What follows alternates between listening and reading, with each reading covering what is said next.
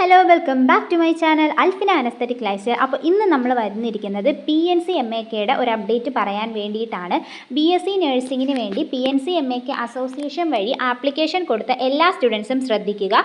BSc rejected list പുറത്ത് വന്നിട്ടുണ്ട്. അതായത് 2026 2027 നിങ്ങൾ കൊടുത്ത ആപ്ലിക്കേഷൻ ആർക്കൊക്കെ റിജക്റ്റ് ആയിട്ടുണ്ട് എന്നുള്ളൊരു ലിസ്റ്റ് പുറത്ത് വന്നിട്ടുണ്ട്. അതാണ് നിങ്ങളിപ്പോൾ സ്ക്രീനിൽ കാണുന്നത്.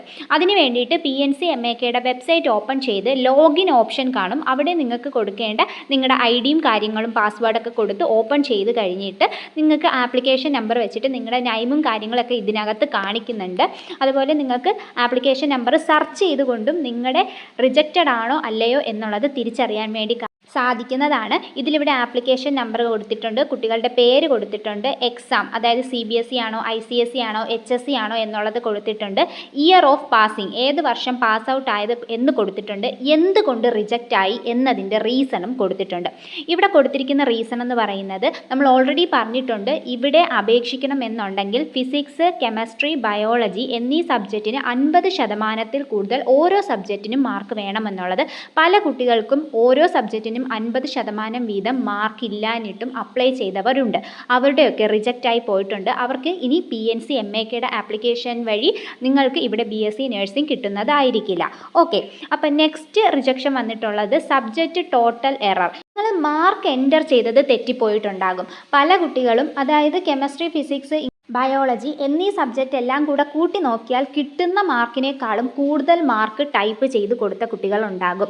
ഇത് പലർക്കും മിസ്റ്റേക്ക് വന്നിട്ടുള്ളത് അക്ഷയ സെൻറ്റർ വഴി തന്നെ ആകാനാണ് ചാൻസ്. ഈ വർഷം ഒത്തിരി കുട്ടികളാണ് PNC MAKയിൽ രജിസ്റ്റർ ചെയ്തിട്ടുള്ളത് എന്നത് നമുക്ക് ഈ റിജക്റ്റഡ് ലിസ്റ്റ് വഴി തന്നെ മനസ്സിലാക്കാൻ വേണ്ടി സാധിക്കുന്നതാണ്. കാരണം നമുക്കൊരു 13 പേജസോളം ഉണ്ട് ഈ ഒരു റിജക്റ്റഡ് ആയിട്ടുള്ള സ്റ്റുഡൻസിൻ്റേത് മാത്രമായിട്ട്. പിന്നെ പല കുട്ടികളും ചെയ്തിരിക്കുന്നത് അതായത് ടോട്ടൽ 460 നമുക്ക് PNC MAKയിൽ നോക്കുന്നത്. അതിൽ കൂടുതൽ മാർക്കെല്ലാം എൻ്റർ ചെയ്ത് വെച്ചിട്ടുള്ള കുട്ടികളുണ്ട്. അങ്ങനെ ഉള്ളവരുടേതും ഇവിടെ റിജക്റ്റ് ആയി പോയിട്ടുണ്ട്. അപ്പോൾ നിങ്ങളുടെ ആപ്ലിക്കേഷൻ നമ്പർ കൊടുത്തിട്ട് നിങ്ങളുടേത് റിജക്റ്റഡ് ആണോ അല്ലയോ എന്നുള്ളത് ഇപ്പോൾ മനസ്സിലാക്കി വെക്കുക. അല്ലാത്ത പക്ഷം നിങ്ങൾ PNC MAKയുടെ അലോട്ട്മെൻറ്റിന് വേണ്ടിയിട്ട് വെയിറ്റ് ചെയ്യുകയും നിങ്ങൾക്കത് കിട്ടാതെ വരികയും ചെയ്യും.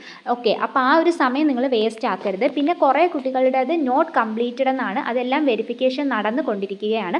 അപ്പോൾ ഇതാണ് ഇപ്പോഴത്തെ PNC MAKയുടെ അപ്ഡേറ്റ് എന്ന് പറയുന്നത്. നമുക്കൊരു 13 പേജസോളം തന്നെ കുട്ടികൾ റിജക്റ്റ് ആയി വന്നിട്ടുണ്ട്. അപ്പോൾ നിങ്ങളുടെ ആപ്ലിക്കേഷൻ നമ്പർ കൊടുത്തിട്ട് നിങ്ങളുടെ അപ്ഡേറ്റ് എങ്ങനെയാണ്, കംപ്ലീറ്റ് ആണോ, അക്സെപ്റ്റഡ് ആണോ, റിജക്റ്റഡ് ആണോ, എന്താണ് കാണിക്കുന്നത് എന്നുള്ളത് കമൻറ്റ് സെക്ഷനിൽ വന്ന് പറയാം കേട്ടോ. അപ്പോൾ നെക്സ്റ്റ് വീഡിയോ ആയിട്ട് നമുക്ക് ഉടനെ തന്നെ കാണാം. അതുവരേക്കും okay, bye, thank you for watching.